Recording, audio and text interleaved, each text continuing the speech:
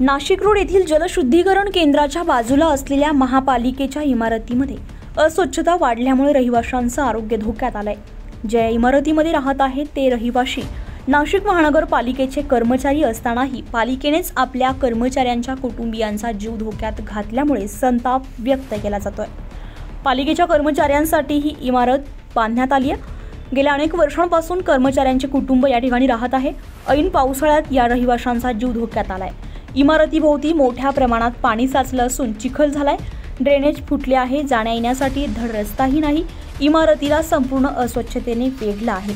परिसरात दुर्गंधी पसरली आहे। जीव धोक्यात घालून रहिवाशी या ठिकाणी राहत आहेत।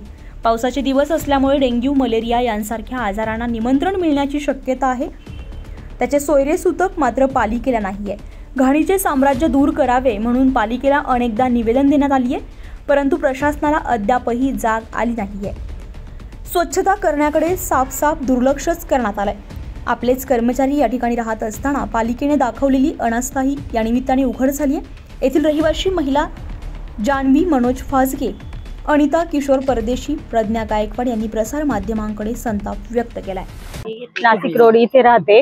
आम्हाला हा एरियामध्ये ड्रेनेजचा प्रॉब्लेम आहे। हा लवकर त्यांनी सजेशन काढावं, कारण की आम्ही खालच्या फ्लोअरला राहतो आणि लॅट्रिन मध्ये गेल्यास खूप प्रॉब्लेम होऊ राहिला। लागल्यास तुम्ही येऊन बघा, पाहणी करा आणि लवकरात लवकर आमचं हे प्रश्न जे आहेत ते लवकर सोडवा, बस एवढंच। आणि म्हणजे लवकरात लवकर लक्ष देऊन करा, कारण की डेंग्यूची साथ इतकी चालू आहे आमच्याकडे। लहान मुलं, वयोवृद्ध आणि आमचंही जीवन खूप धोक्यामध्ये आहे।